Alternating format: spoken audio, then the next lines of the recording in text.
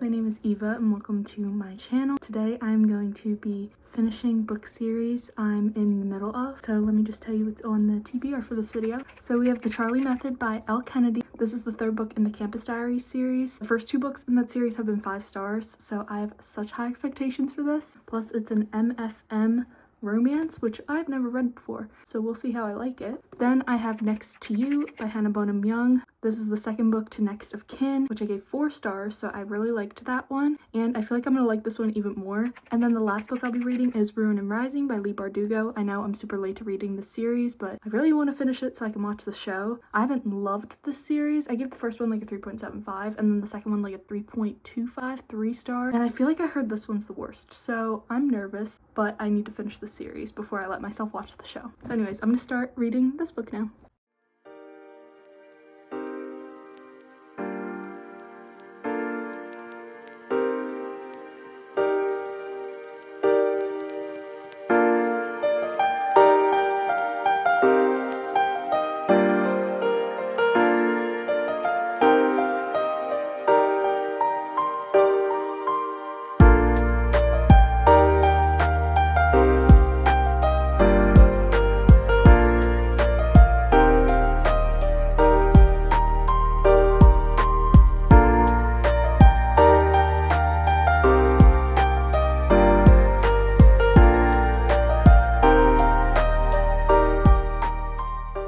First update. I meant to update earlier, but I never had the time. Also, as you can see, I'm reorganizing my bookshelf, so that's why it looks like that behind me. I'm enjoying this book.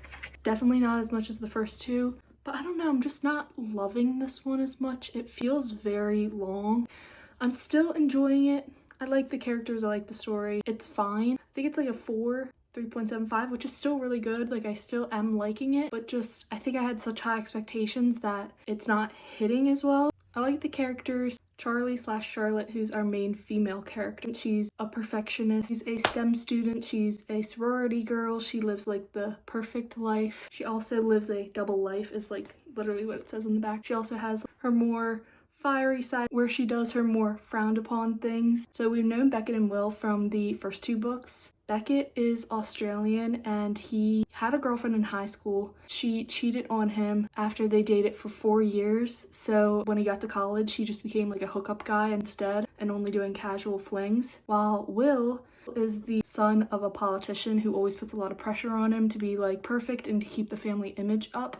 So when him and Beckett started dabbling in hooking up with girls together, he thought it was like terrible and he thought he was terrible for liking it. But throughout like the last book, the second book, he started being like, this is fine, this is normal. So now she's coming in the picture and she's kind of like Will's thought, like this isn't normal, I shouldn't be doing this. But she enjoys it, so she doesn't want to stop, but she thinks she should so she doesn't get shamed upon. And yeah, that's like a little bit of the premise. I don't want to say too much. This is only the second book I think I've ever read that has a throuple in it, so that's been interesting. I thought the spice was going to be like way overpowering the rest of the story, but it really hasn't. I really like that we still, even though they're not really related at all, we still get the off-campus guys as dads in this book. We got only a little bit, but I still love it. I just read a part that actually made me go, what?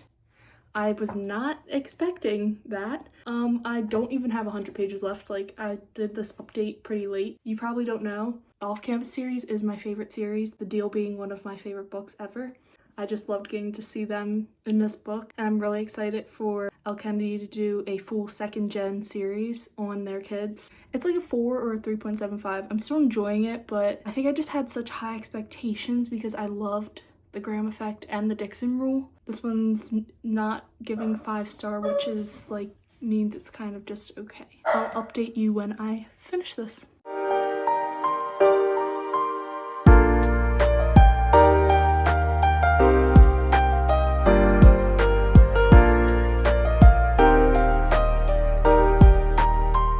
She just said, I mean it, you're not going to lose me. Girl, we still have like 70 pages left. I feel like there's gonna be some type of breakup or conflict still. Finish The Charlie Method. I feel like everything I said before is still the same. I mean, I only had like 60 pages left when I updated before. Honestly, I didn't like the ending. I feel like it focused a lot on Charlie and Beckett and the changes for them and all that they were going through. While I feel like he didn't get any like portion till that last little bit that I hadn't read last night. And I saw people on TikTok saying they think that Charlie and Beckett's relationship was more developed than her relationship with Will. But honestly, I feel like the relationship was decently developed on both sides. But it's just that we got more growth with Beckett and Charlie than we did with Will.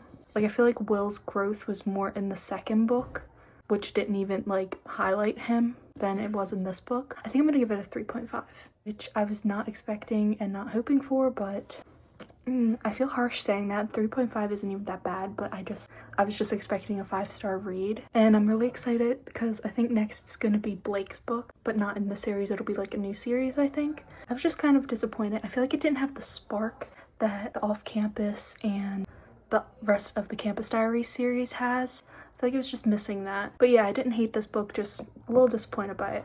And then I started Next to You last night. I literally only read the prologue. This follows Lane and Matt, which, as I said before, this is the second book to Next of Kin. And Lane is the best friend of our female character in the first book, and he is good friends with the male character in the first book. Sorry, I just got something in this eye, so if it looks like something's wrong with it, that's it. So these two met because their friends are dating, aka Chloe and Warren from the first book. And I don't know if I said this yet, but I gave the first book 4 stars. Like, I'm gonna enjoy this one less just from the premise. So far, all they've had is a kiss at Chloe and Warren's New Year's party, and that's basically all that's happened in the prologue. They were like talking a little bit and then kissed for New Year's Eve, or for the new year. And I'll give you an update later on.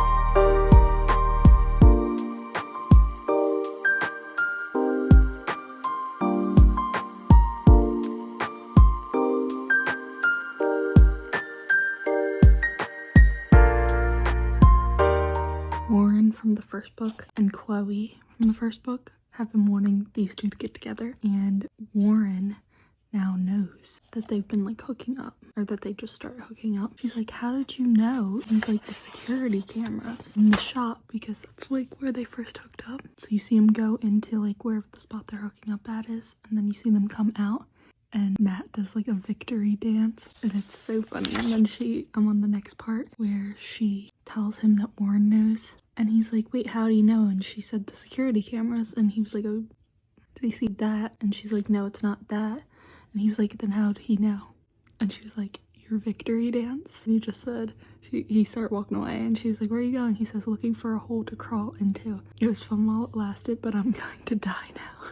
I'm here to give my first full update on this book. I am just over halfway through. I'm gonna give you a little synopsis first. This is a friends to lovers romance. This is the second book to Next of Kin. First book followed Chloe and Warren. Lane is one of Chloe's best friends, and Matt is one of Warren's best friends. That's how they met. They're friends of friends, and then they became friends. Did that make sense?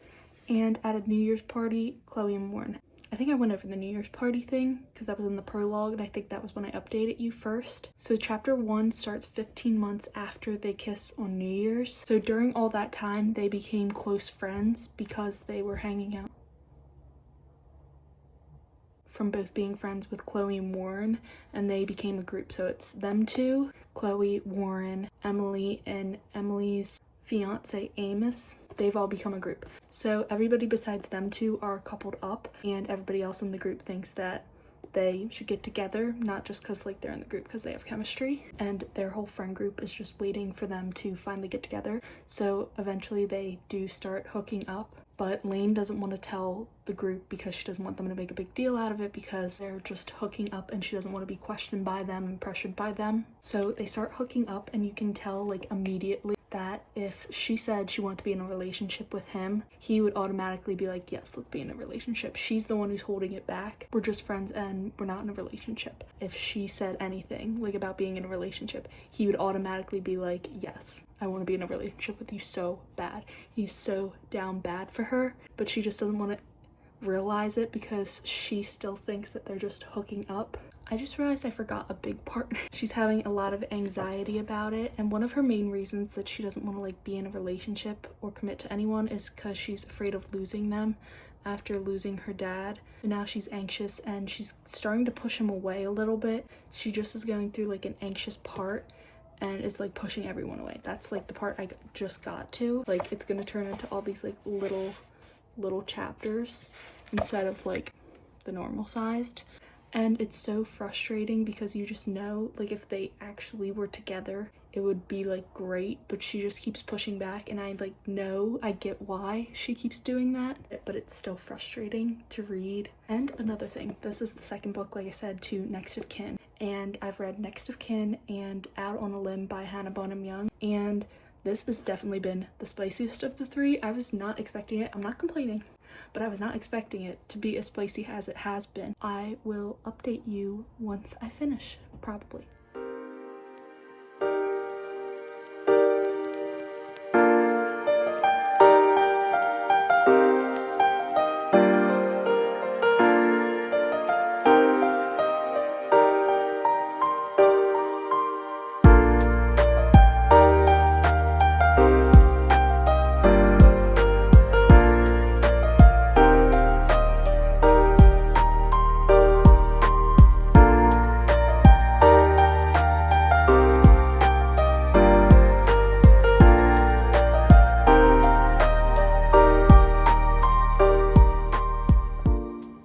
So she was just at her sister's wedding, and that part was so fun until the part where they got back, and then they are kind of separated for a little bit. Now with the part where Lane got all of Matt's letters that he sent, so she knows that he hasn't forgotten or given up on her.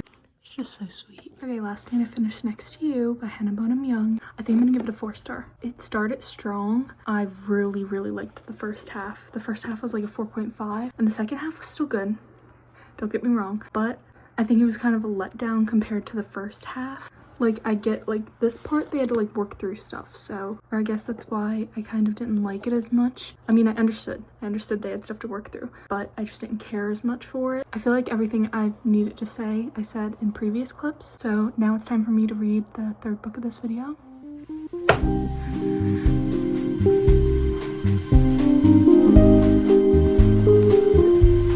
I'm halfway through Ronin Rising. So in the beginning, Alina, Mal, and like their whole group are in hiding from the Darkling, so they're trying to recuperate and figure out a way to take him down. But at the same time, they're kind of like forced to be in hiding by someone else. I don't want to say who, but they're like kind of forced to be in hiding for a couple months. Then they fight like with the person who like is kind of forcing them to be in hiding, and then they like go travel to find Nikolai to team up with him to figure out how to take down the Darkling. And so far it's just been a lot of traveling, first on foot, then on boat. Now I'm in like 200 pages now, and that's like the most of what's happened. It's just been fine. I mean, I'm intrigued enough to keep reading, but it's not that great to me. I don't know. And now I think they're just on the way to go fight the Darkling, but they don't have that much of a plan. Like, they're just going to fight him. In the beginning, it was like more training stuff, and then it turned into like all travel. So far they've just traveled a lot and made plans of like what they're gonna do when they finally meet up with the Darkling, I guess, again. Yeah, it's just been fine. Oh my god, why do I keep doing that? So yeah, it's just been fine.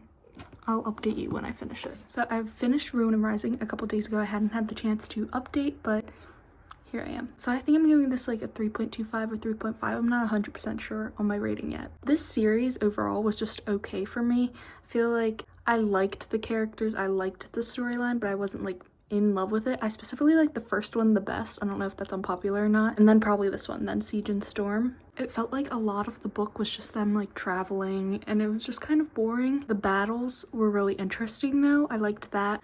I liked like a section in the middle, and like part of the end was like really good because they were actually like battling and doing more than just traveling. I don't really have anything else to say besides what I've already said in other clips. So let's go over the 3 books I read in this video. A little wrap up, I guess. So the first book I read was The Charlie Method by Elle Kennedy. I gave this a 3.5, 3.25. This one was just fine. I think I hyped it up so much in my head because I love the other 2 books in this series, but it ended up just being okay, kind of a letdown. I feel like it just could have been done better. It was a male, female, male romance, so it was like a throuple. I feel like with Will specifically, it lacked his story and it felt more focused on Charlie and Beckett. Then the second book I read was Next to You by Hannah Bonham Young. I gave this a 4 star, both books in this duology 4 stars. The beginning was really, really good. Like that was like more like 4.5, and then the end it kind of like tinkered off a little bit, but it was still really good. So 4 overall. Just wish the end would have been a little better and it would have been rated higher. Cute Friends to Lovers. I really liked this duology, but my favorite from Hannah Bonham Young is still Out on a Limb. I really loved that book. That was a 5-star book. And then obviously we just went over Rowan Rising. I gave like a 3.25, 3.5. I'm not 100% sure on the rating yet. I'm leaning a little towards a 3.25. But yeah, there was just a lot of traveling and that was kind of boring. It felt like they were doing that for most of the book, but the battle scenes were fun. So that's why I think I'm going to give it a 3.5. I feel like it could have been like summed up somewhere. I feel like we didn't need all that. And even though I didn't like love the series, I've already read Six of Crows before this, and I'm not going to tell you my opinion on that because I feel like you're going to hate me. But I still am interested in reading the King of Scars duology, but I don't know how soon that'll happen. It's not at the top of my TBR though. I don't even own it. I'd probably get it from the library. So now I have 3 series I am finished with, and that's the end of the video. This was my first video. I hope it wasn't too bad. So I'll see you in the next one. Bye.